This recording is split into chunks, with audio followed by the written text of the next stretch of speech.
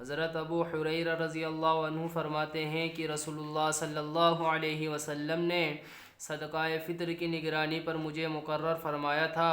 ایک شخص آیا اور دونوں ہاتھ بھر کر غلہ لینے لگا۔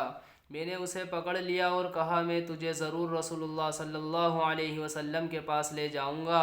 اس نے کہا میں ایک محتاج ہوں، میرے اوپر میرے اہل و عیال کا بوجھ ہے اور میں سخت ضرورت مند ہوں۔ حضرت ابو حریرہ رضی اللہ عنہ فرماتے ہیں میں نے اسے چھوڑ دیا۔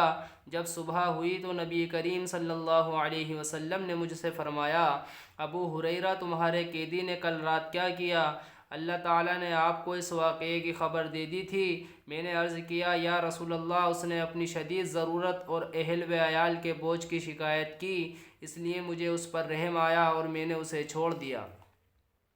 آپ صلی اللہ علیہ وسلم نے فرمایا خبردار رہنا، اس نے تم سے جھوٹ بولا ہے، وہ دوبارہ آئے گا۔ مجھے رسول اللہ صلی اللہ علیہ وسلم کے فرمان کی وجہ سے یقین ہو گیا کہ وہ دوبارہ آئے گا، چنانچہ میں اس کی طاق میں لگا رہا۔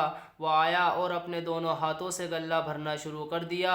چنانچہ میں نے اسے پکڑ کر کہا میں تجھے رسول اللہ صلی اللہ علیہ وسلم کے پاس ضرور لے جاؤں گا۔ اس نے کہا مجھے چھوڑ دیجئے، میں ضرورت مند ہوں، میرے اوپر بال بچوں کا بوجھ ہے، اب آئندہ میں نہیں آؤں گا۔ مجھے اس پر رحم آیا اور میں نے اسے چھوڑ دیا۔ جب صبح ہوئی تو رسول اللہ صلی اللہ علیہ وسلم نے مجھ سے پھر فرمایا، ابو حریرہ تمہارے قیدی کا کیا ہوا؟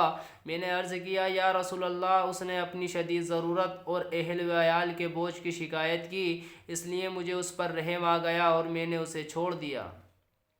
آپ صلی اللہ علیہ وسلم نے ارشاد فرمایا ہوشیار رہنا، اس نے تم سے جھوٹ بولا ہے، وہ پھر آئے گا۔ چنانچہ میں اس کی طاق میں رہا۔ وہ آیا اور دونوں ہاتھوں سے غلہ بھرنے لگا۔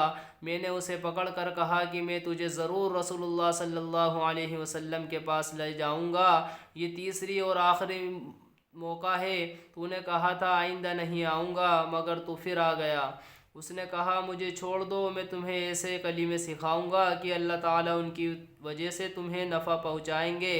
میں نے کہا وہ کلمے کیا ہیں؟ اس نے کہا جب تم اپنے بستر پر لیٹنے لگو تو آیت الکرسی پڑھ لیا کرو، تمہارے لیے اللہ تعالیٰ کی طرف سے ایک حفاظت کرنے والا مقرر رہے گا اور صبح تک کوئی شیطان تمہارے قریب نہیں آئے گا۔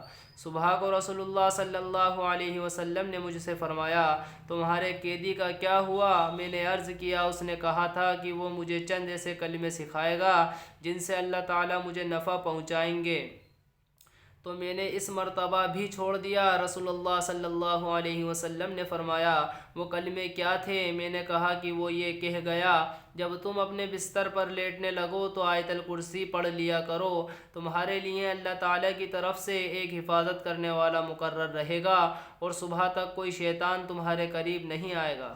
راوی کہتے ہیں صحابہ کرام خیر کے کاموں پر بہت زیادہ حریص تھے، اس لیے آخری مرتبہ خیر کی بات سن کر اسے چھوڑ دیا۔ آپ صلی اللہ علیہ وسلم نے ارشاد فرمایا غور سے سنو، اگرچہ وہ جھوٹا ہے لیکن تم سے سچ بول گیا۔ ابو حریرہ تم جانتے ہو کہ تم 3 راتوں سے کس سے باتیں کر رہے تھے؟ میں نے کہا نہیں۔ آپ صلی اللہ علیہ وسلم نے ارشاد فرمایا وہ شیطان تھا جو اس طرح مکر و فریب سے صدقوں کے مال میں کمی کرنے آیا تھا۔